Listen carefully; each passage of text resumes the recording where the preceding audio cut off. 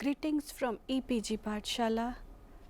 In this module, I am going to talk about virus. How a person can write a virus, what actually virus does, how virus resides in a system, and what we can do to avoid virus penetrating into the system. To start my discussion, we would be starting with writing a simple virus. For that, what you have to do is open the notepad and type do message box system error 423 and give a loop. What does it do? Before we see what does it do, what you have to do it, save it as dummy message.vbs. You can give any name to the script, but you have to give the extension VBS. What does this script do? It displays a message saying system error 432. This message box is invoked again and again because we have written it in the loop. To see the output, you have to run the script. How to run a script? Start. You all know in Windows there is a start menu. From the start menu, go to run option. In the run option, type the script name. In our case, we have given the name dummy message.vbs. If you have stored it, the VBS file in some other directory, you have to provide the full path. So, here instead of writing only dummy message.vbs, you can provide the full path, saying that if you have stored this in C colon and you have created a directory in C drive, saying that virus demo, and there you have stored this VBS file. So, you have to provide the full path of the VBS script. This is the message the script displays, only the message box would be displayed. Now, how can you see whether this script is running or not? So, to see that this script is running or not, you have to go to the Windows Task Manager.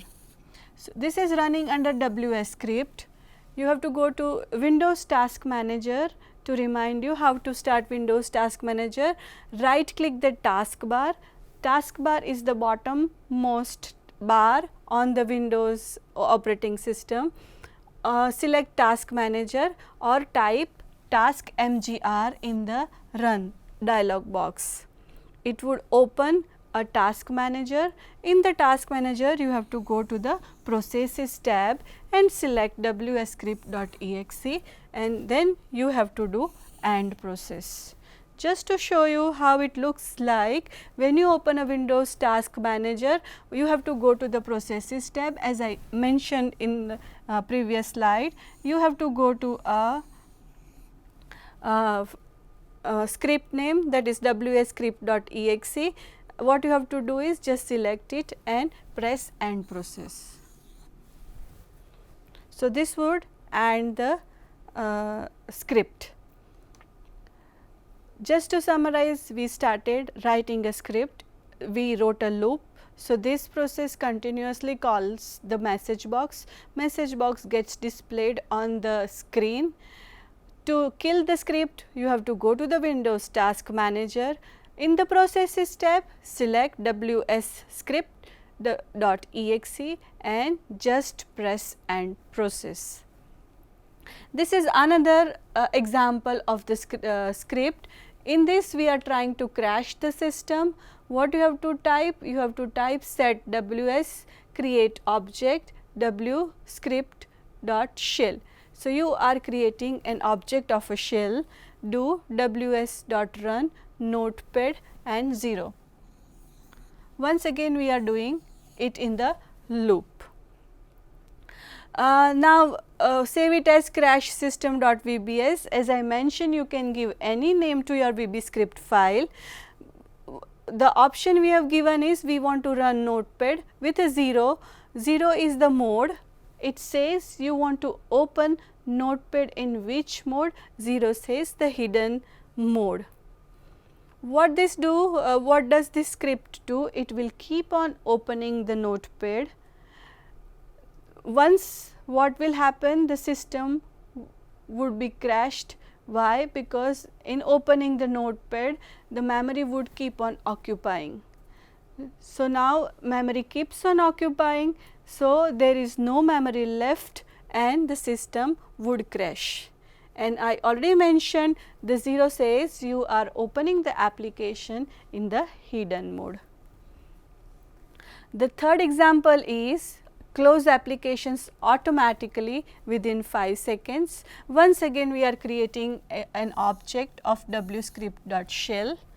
Do ws.send keys. This time we have written we want to send a key, that is a percentage in the bracket F4. Follow the syntax as mentioned in the slide, wscript.sleep 5000 and loop. What does it do? This script automatically close any open application within 5 seconds. So, we have mentioned 5000 means 5 seconds. You can specify the larger time by changing the value to 5000. So, if you want it to be 15 seconds, then you have to change this value to 15,000.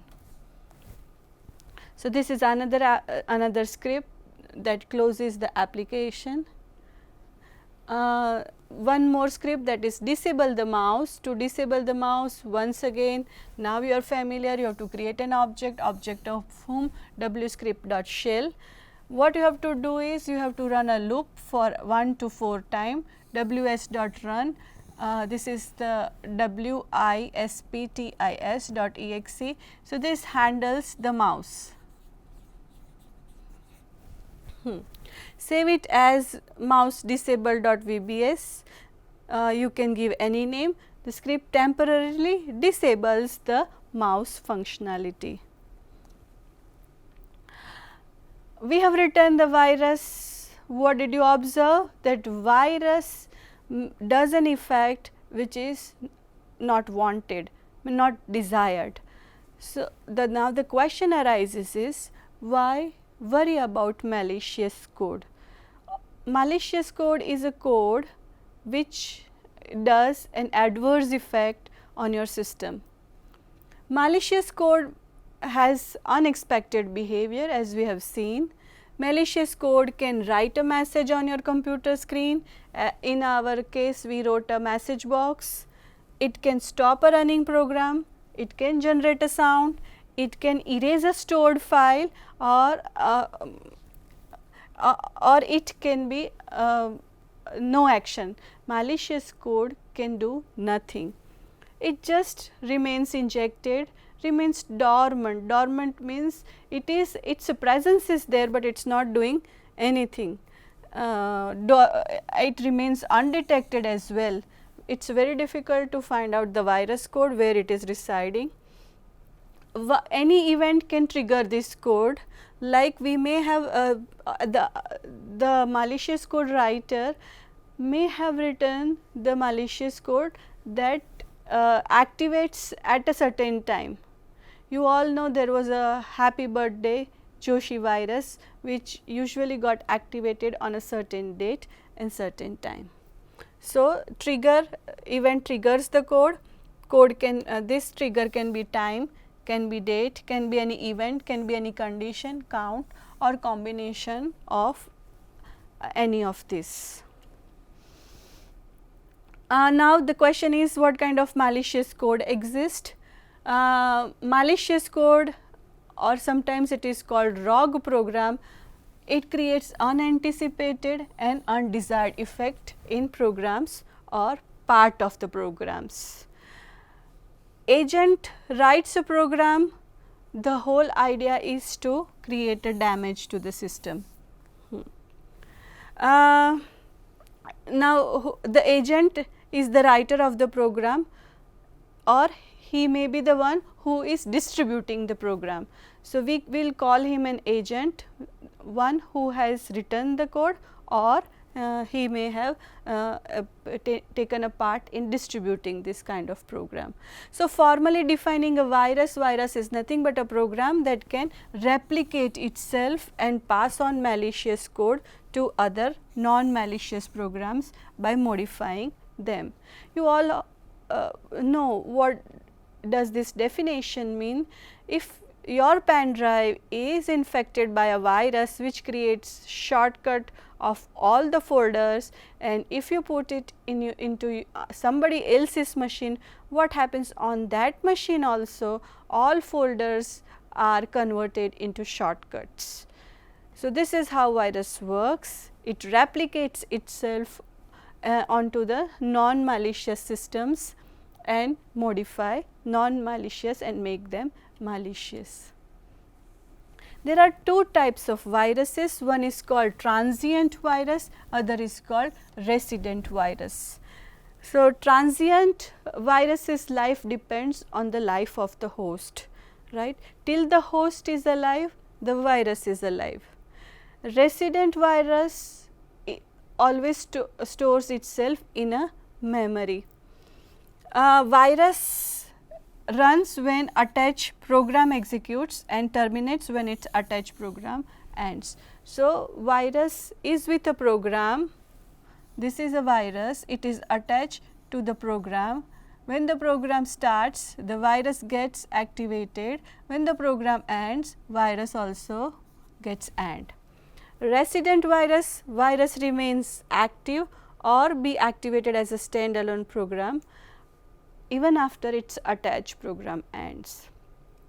So, resident virus is always there in the memory and it can get activated according to the program written in the virus. Next term is Trojan horse. It is nothing but an unauthorized program that performs functions which user is unaware of. Trojan horse is being spread by the emails. Email claims that there is something beneficial in this email, but if you try to open the email, there is a malicious code attached which is Trojan horse and it harms the system. Right now, one example what I have written in the slide is there is an email which has an attachment called ie0199.exe. It says this is a free upgrade to the Internet Explorer. User can download and install the program in order to receive an upgrade of their internet browser. Now, Microsoft announces that there is an upgrade available in the email, but it never sends an attachment to the email saying that this is an upgrade patch for the upgrade. So, one who thinks that this is from Microsoft, he will try to open it, but actually it is the malicious code. Now, Trojan horse, it gets automatically installed along with the infected legitimate program. It performs various malicious activities such as deleting file, transmitting files to the intruder, modifying files, installing other programs that may have unauthorized access, or execute privilege elevation attack. Execute privilege elevation attack means it would try to increase the level or level of rights for the attacker. There are different types of malicious code. One is a logic bomb. Logic bomb, it says it is a class of malicious code that runs when a specified condition occur. So, logic bomb is related to a condition. Now, time bomb is it is a logic bomb, but it is related to time or date. Trapdoor or backdoor, it says a program has some facilities through which someone can access it with a special privilege. So, trapdoor or backdoor, so we have written a program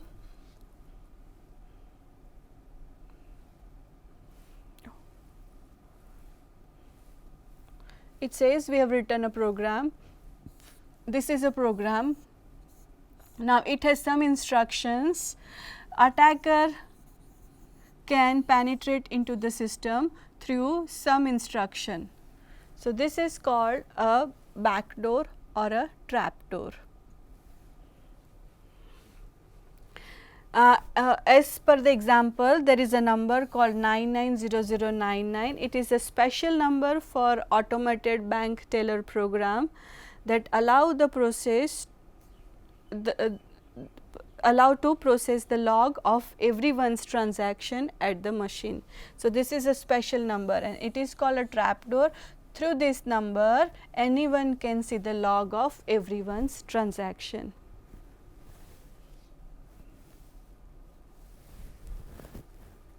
A worm is a program that spreads copies of itself through a network. So new term is worm.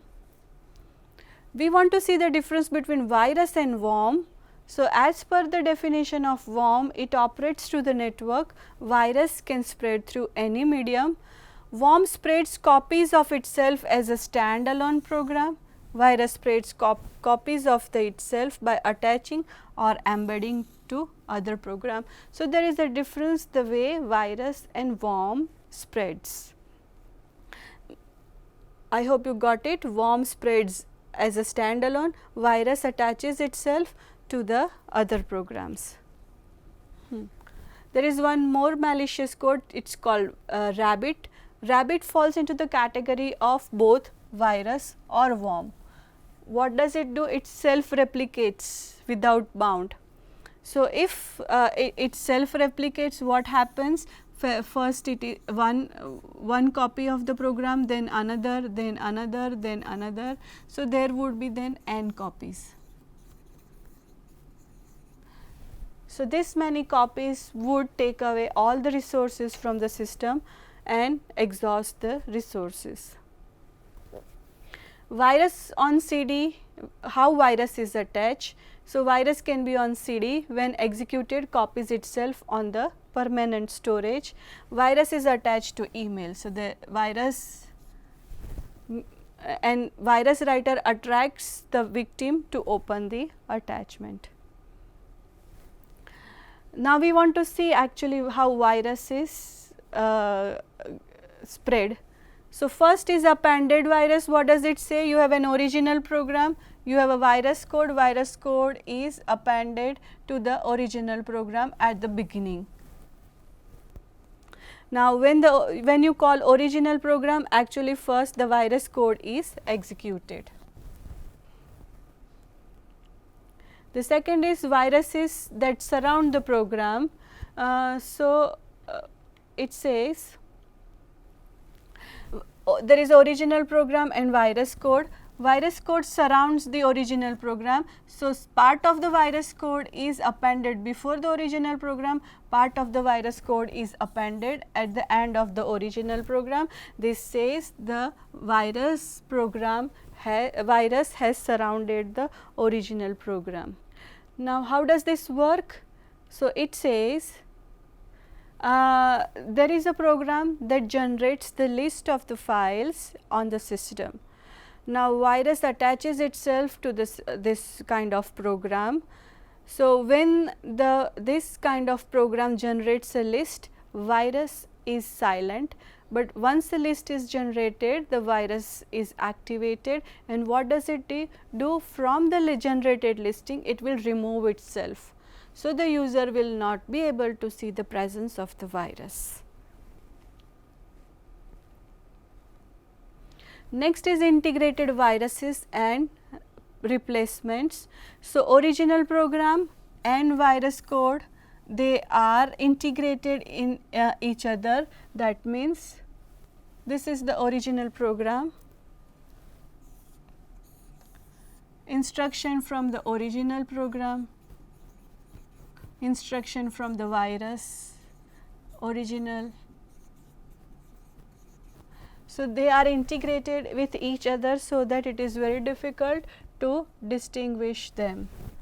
So original program, virus code, and what we get is a modified code. There is something called document virus. So, virus can be there in the formatted document such as Microsoft Word, PowerPoint. There are other types, those are database, then a picture. What do? They are very structured file having both data and commands. You have heard of macros which are written in the PowerPoint slides. So, macros are what? They are the commands which gets executed on the system. So, virus writer performs malicious activity by writing itself into this macros. So, they are called document viruses. So, how the viruses gains the control? So, we have a virus program and we have a target program. Target program is the one which user intends to run. Now, what does the virus do? The target program is residing on the disk. What does a virus program? Virus program is also residing on the disk. Now, what will happen? The in the directly listing there is a target program, but earlier it was pointing to the original program. Now, the pointer would be pointing to the virus program. So, what has happened? Virus has overwritten the original target program. So, this is called overwriting T. We are discussing how virus gains control. In this case, what you have observed is target program is actually pointing to the target program, virus program is also on the disk. Now, what would happen? The pointer would change pointing to the virus program instead of the original program. So, this is a change pointer. Next is homes for viruses. The virus writer may find these qualities appealing in a virus. Virus is hard to detect, it is difficult to destroy or deactivate, it spreads the infection widely. You know, as I gave you the example, shortcut, if you get a pen drive, put it into the system, all the folders get shortcut, next system would also be infected. So, spreads infection widely. Reinfect its home program or other program. Virus is easy to create, machine independent and operating system independent. How viruses gain control? There are certain viruses, those get transmitted through the email. There are two ways how they can get transmitted through the email. What happens? A virus writer generates a new email message and it sends it to all addresses in the victim's address book. Now, what does this new message have? The new message has a copy of the virus that spreads widely. I hope you got my point. The virus writer, what does he do? He generates a new message and sends this message to all the addresses into the victim's address book. Now, and this message has what? A copy of the virus that can spread widely. Now, this is the new first recipient opens the attachment from a friend. There may be a subject line saying that I thought you may like to see the award I got. So, your friend might thought that, okay, what extraordinary work my friend has done, so that he is being awarded, let me see the picture. And if we click on the picture, actually it is nothing but a virus. In the second case, the virus writer can leave the infected file for the victim to forward unknowingly. The virus writer has sent an email and that has an attachment, that is a virus, but in this case the victim is unaware because virus has not shown its effect, but once it is being passed to other persons, then it would show up its effect. Actually, usual behavior of the virus is it is a one time execution. So, virus gets executed only once, virus spreads their infection and causing their effect only in one execution. So, for example, a virus in an email attachment is a kind of document virus executed just once by being opened. Now, there is a term called boot sector virus. You all know when we start a computer, the whole control goes to a firmware. What does a firmware do? It decides which hardware components are present and it would test them and then transfer the control to the operating system. And once the hardware test is completed, the operating system is called dynamically. Boot sector virus, before we go to how virus affect the boot sector, you all know what is a bootstrap. Bootstrap load copies the operating system from disk to the memory and transfers control to him. Now, firmware reads a fixed number of bytes from boot sector stored at a fixed location on a disk, copies to a fixed address in the memory. I hope you are clear what this slide says. There is a firmware which reads a fixed number of bytes, which is called boot sector. Now, from here it copies it to the memory. You all know this is lying on the disk. From the disk it is copied to memory. Now, the control is transferred to the address that contains the first instruction of the bootstrap loader. Now, what does a bootstrap loader does? It reads the rest of the operating system into the memory. If a user wants to have a different operating system, then what does it do? It asks the bootstrap loader to load a new operating system by rebooting it through the new system, and the bootstrap loader brings in and runs the other operating system. There is a large amount of space reserved for whom? The bootstrap load. Idea is clear that bootstrap load allows the operating system to load, to allow for change and expansion. This boot sector size on a PC is less than 512 bytes. If the loader is larger, then you know certain number of blocks of 512 bytes are being allocated. To simplify my point, bootstrap loader is of size 512 byte, but if it is larger, then more number of blocks need to be awarded and there would be a kind of chaining. It has to say that first bootstrap block is stored here, next is stored here and next. So, this would point to this and this would point to this. So, this chaining accommodates big bootstraps, but also leaves door for a virus. Virus simply breaks the chain. So, as we have seen, this is a bootstrap. Now, what does a virus do? Virus breaks the chain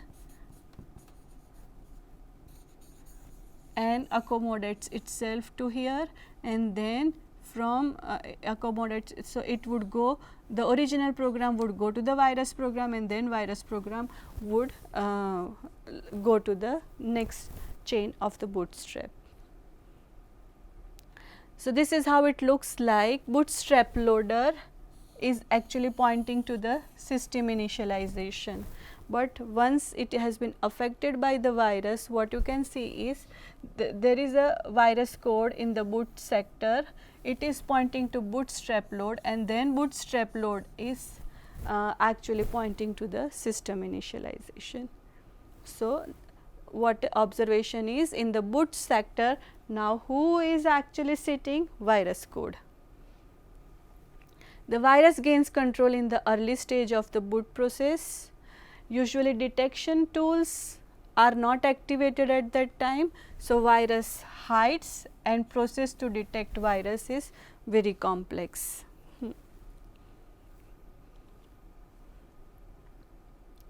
Now, there are something we saw boot sector virus, next is memory resident virus.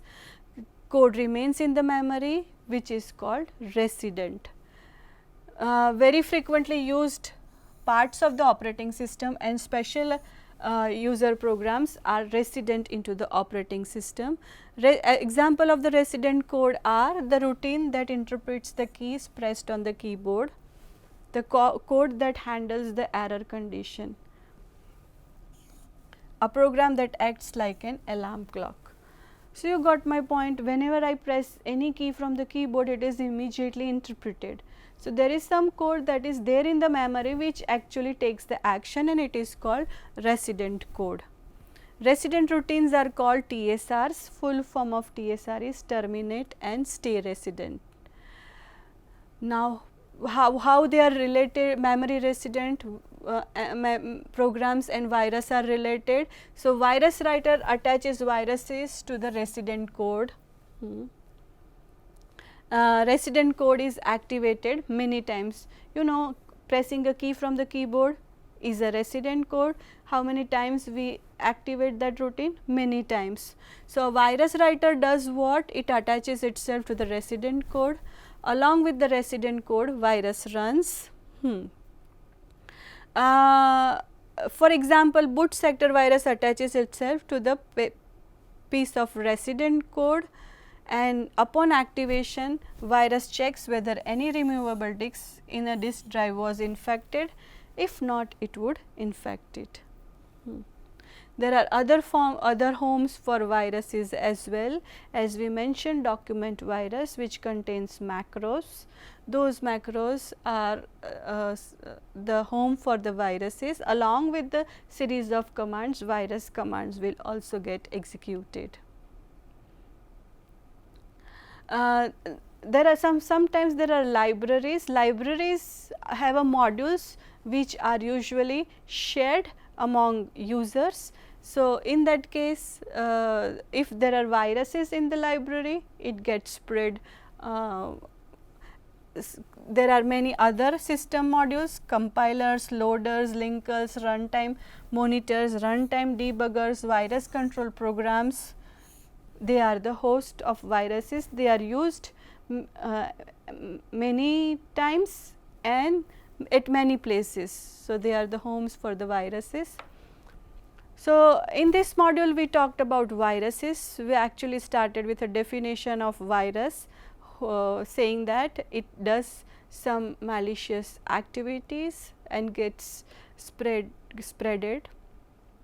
Then we saw how viruses who all are the homes for viruses, and then we talked about the memory resident virus, document virus, boot sector virus. Thank you. Thank you. Thank you. Thank you. Thank you.